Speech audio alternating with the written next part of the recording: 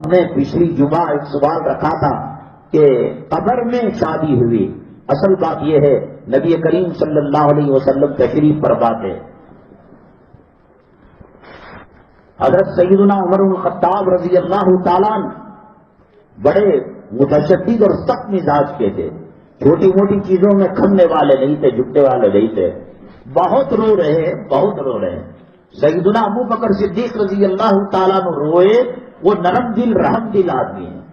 حضرت نے جب دیکھا صدیق اکبر رضی اللہ تعالیٰ عنہ کو روتے ہوئے تو یہ بھی رونا شروع کر لیے. اللہ کے نبی صلی اللہ علیہ وسلم نے فرمایا ما یبکیکما، کس چیز نے آپ کو رلایا ہے؟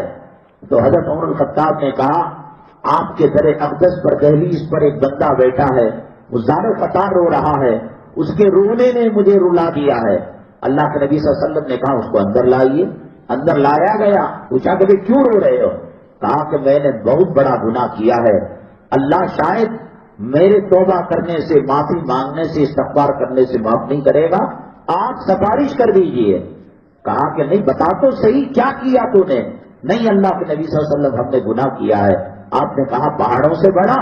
کہا کہ اس سے بھی بڑا، سمندروں سے، زمین سے، آسمانوں سے، اللہ کی مخلوق سے. ہاں اللہ کے نبی صلی اللہ علیہ وسلم سب چیزوں سے بڑا. بتا. نہیں میں بتا نہیں سکتا، آپ معاف نہیں فرمائیں گے، آپ سفارش نہیں کریں گے. ارے بتا تو صحیح بھائی، کیوں وقت ضائع کر رہا ہے؟ تو اس نے کہا میں کفن چور تھا، کفنوں کو چوری کیا کرتا تھا. جب مردے دفن ہوتے وہ زمانہ لیٹنگ کا، اس کا اس کا اجالے کا نہیں تھا. مغرب کے بعد تاریکی ہوتی، تازہ قبروں کو کھود کر میں کفن اٹھا کر بیچ دیا کرتا تھا. ایک لڑکی جب میں نے قبر کھودا کفن چرانے کے لیے تو ایک حسین و جمیل لڑکی تھی.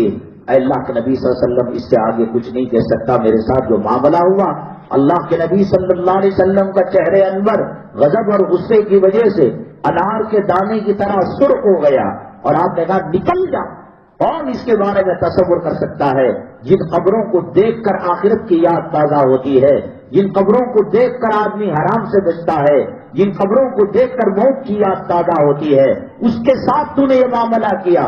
تو اس لڑکی نے کیا کہا؟ تو لڑکی اس نے بتایا کہ کہا اے اللہ میری اتنی عمر تھی، کسی کو میں نے بری نگاہ سے نہیں دیکھا اور کسی نے مجھ پر بری نگاہ نہیں ڈالی. اے اللہ اس عزت، عصمت، عفت اور پاک دامنی کی چادر کو بچا کر لائی ہو اور یہ ظالم اس کو تار تار کرنا چاہتا ہے. یہ سن کر اس کے دل میں توبہ کا ارادہ ہوا اور رسول پاک صلی اللہ علیہ وسلم کے پاس آیا. آپ نے ٹھکرا دیا. وہ جنگل چلا گیا، آبادی کو چھوڑ کر جنگل چلا گیا اور وہاں وہ مٹی اٹھاتے تھے اور اپنے سر کے اوپر ڈال کر رویا کرتے تھے، چیخا کرتے تھے اللہ اگر مجھے معاف نہیں کرنا ہے تو سارے جہنمیوں کا عذاب مجھے دے دو، ان کو بخش کر جنت میں بھیج دو، اے اللہ معاف کر دے. وہ چیختے چلاتے. اللہ کے نبی صلی اللہ علیہ وسلم جب اس کو روانہ ہو گیا، صحابہ کرام کے ساتھ تشریف فرما تھے. جبریل علیہ السلام اللہ کا پیغام لے کر آئے. کہا السلام علیکم. وعلیکم السلام. کہا کہ اے محمد صلی اللہ علیہ وسلم کیا اس کو آپ نے پیدا کیا؟ نہیں. روزی دینے والے؟ نہیں. عزت دینے والے؟ نہیں. موت دینے والے، حیات دینے والے؟ نہیں. کیا آپ نے زمین و آسمانوں کو پیدا کیا؟ کیا آپ نے توبہ قبول کرنے اور ریجیکٹ کرنے کا حق کب سے آپ نے لے لیا؟ ذرا تلخ اور کڑوا انداز تھا جبریل علیہ السلام کا. اللہ کے نبی صلی اللہ علیہ وسلم نے کہا نہیں یہ باتیں کیوں پوچھ رہے ہو؟ کہا کہ ایک بندہ آپ کے پاس سفارش بن کر آیا تھا، سفارش لینے کے لیے آیا تھا اور آپ نے اس کو رد کر دیا. اللہ تعالیٰ کو یہ ادا پسند نہیں آئی. اللہ نے کہا اے جبرائیل جا کر محمد صلی اللہ علیہ وسلم سے پوچھو کیا ادھیکار رکھتے ہیں، کیا حق رکھتے ہیں، کیا انہوں نے ان کی سانسوں کو چلانا ہے، کیا وہ زندگی اور موت کے مالک ہیں، کیا عزت و ذلت کے مالک ہے. اور اس کے بعد یہ پیغام دینا کہ اے فلاں گنہگار، اے فلاں آدمی، تیرا قدم جب محمد صلی اللہ علیہ وسلم کی طرف آنے کے لیے اٹھا، میری عزت و جلالت کی قسم قدم زمین پر گرنے سے پہلے میں نے تجھے جنت کا پروانہ دے دیا. کتنا بڑا گناہ. میں کہتا ہوں کہ حالات بڑے خطرناک ہے. کوئی جمعیت، کوئی تنظیم، کوئی پارٹی، کوئی کانگریس، کوئی دھڑا، کوئی اویسی، میرے رب کی عزت و جلالت کی قسم اللہ کی پکڑ آئے گی، اللہ کا قہر آئے گا، کوئی بچا نہیں پائے گا. آج توبہ کر لو. جب قبر کے اندر لیٹی ہوئی عورت پر برا ہاتھ ڈال کر اللہ اس کو معاف کر سکتا ہے، کیا مجھے اور آپ کو معاف نہیں کرے گا؟ حضرت حمزہ رضی اللہ تعالیٰ عنہ کا کلیجہ چبانے والے، اعضاء کو ٹکڑے کرنے والے وحشی کو معاف کیا، ہندا کو معاف کیا. اور امام بخاری حضرت ہندا کی حدیث لاتے ہیں، جیسا ان ابی ہریرہ ان عائشہ صدیقہ رضی اللہ تعالی عنہا قال قال رسول اللہ صلی اللہ علیہ وسلم ان ہندا رضی اللہ تعالی عنہا قالت قال رسول اللہ صلی اللہ علیہ وسلم. اس مقام پر پہنچ سکتے ہیں تو آپ نے اتنا بڑا گناہ تو نہیں کیا کہ کسی قبر کی لڑکی کی عزت و آبرو کو لوٹا ہو.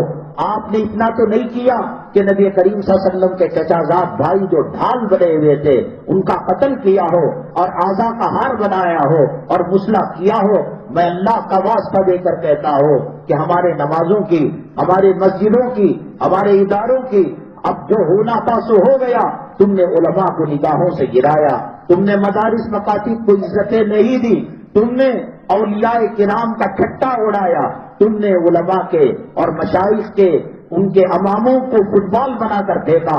تمہارے پاس ناچنے گانے والوں کی عزت دی، تمہارے پاس رنڈیوں کی عزت دی، تمہارے پاس سور کتا کھا کر اپنی ماؤں اور بیٹیوں اور بہنوں کے ساتھ بلاತ್ಕಾರ کرنے والوں کی عزت دی.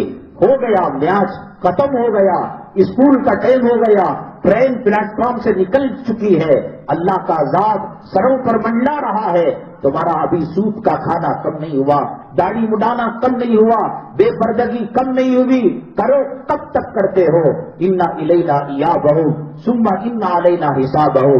بہرحال اللہ کے نبی صلی اللہ علیہ وسلم نے کہا کہ وہ صاحب جو سفارش مجھے بنانا چاہتے تھے، سفارشی، وہ کہاں گئے؟ صحابہ کرام ڈھونڈنے گئے، کہیں پتہ نہیں لگا. مدینہ طیبہ کی آبادی میں جنگل کے اندر گئے، کہاں ایک چرواہا ملا. کہا کہ تم کسی آدمی کو جانتے ہو؟ کہاں جانتے تو نہیں ہیں، لیکن پہاڑ کے اس اوڑ سے جب سورج غروب ہوتا ہے تو دھول اور مٹی اڑنے کی آواز آتی ہے اور دکھائی دیتا ہے. وہ روتا ہے، وہ چیختا ہے، وہ چلاتا ہے، اے رب کریم مجھے معاف فرما دے. نبی کے دربار کے اندر مغفرت کا پروانہ نہیں مل سکا، جنت کی چابی نہیں مل سکی. ایسی آواز آتی ہے. حضرت سیدنا عمر بن الخطاب اور حضرت سیدنا صدیق اکبر رضی اللہ تعالیٰ عنہ گئے، دیکھ کر چیخ ماری، بے ہوش ہو گئے. اور پھر اس کے بعد ہوش آیا، اللہ کے نبی مجھے بلا رہے ہیں، آپ کو بلا رہے ہیں. یہ سننا تھا. آنکھوں سے آنسو کے قطرے ربا دبا ہو گئے. کل تو ٹکڑا دیا تھا، کل تو کہا تھا کہ مغفرت کا پروانہ نہیں بنے گا اور سفارشی نہیں بنیں گے. آج کیوں بلا رہے ہیں؟ کون سی وحی آئی ہے؟ کون سا عذاب نازل ہونے والا ہے؟ کہا کہ جائیے، ہمیں کچھ معلوم نہیں. اللہ کے نبی صلی اللہ علیہ وسلم نماز کی امامت فرما رہے تھے. یہ رو رو کر برا حال ہو گیا تھا یہ صحابی کا. سلام، السلام علیکم ورحمۃ اللہ، السلام علیکم ورحمۃ اللہ. بے ہوش ہو گئے اور گر گئے. اللہ کے نبی صلی اللہ علیہ وسلم تشریف لائے اور اپنے جو ہے اپنے رانوں پر، اپنے مونڈوں پر، رانوں پر اس کا سر رکھ لیا اور اللہ کے نبی صلی اللہ علیہ وسلم کے قدم کو بوسہ دے کر ان کی روح پرواز کر گئی. ان کا انتقال ہو گیا، غسل دیا گیا. نبی اور نماز جنازہ نبی کریم صلی اللہ علیہ وسلم نے پڑھائی، صحابہ نے پڑھی. تدفین کے موقع پر اللہ کے نبی صلی اللہ علیہ وسلم آنکھوں سے تر بتر کا چہرہ آنسوؤں سے آپ نے اپنے ہاتھ سے ان کو دفن کیا. تو جب گئے تھے تو روتے ہوئے گئے اور واپس نکلے تو مسکراتے ہوئے. کہا اللہ کے نبی صلی اللہ علیہ وسلم ایسا کیا منظر دیکھ لیا کہ آپ رو رہے تھے اور گڑ گڑا رہے تھے اور ابھی مسکرا رہے ہیں؟ کہا کہ ملائکہ آئے اور آ کر کہا اے محمد صلی اللہ علیہ وسلم آپ جلدی قبر کو خالی کر دیجئے. اللہ نکاح پڑھا رہا ہے اس بندے کا اس بندی کے ساتھ جس کے قبر کے اندر اس نے اس کی عزت و آبرو لوٹنے کی کوشش کی. میرا اللہ رحم کرنے پر آتا ہے، کرم کرنے پر آتا ہے. دریاؤں کا پانی کم اور اس کے مغفرت کا سامان زیادہ ہے. ستاروں کی تعداد کم اور بالوں اور ریت کے ذرات کم، لیکن اس کی مغفرت کا سامان زیادہ ہے.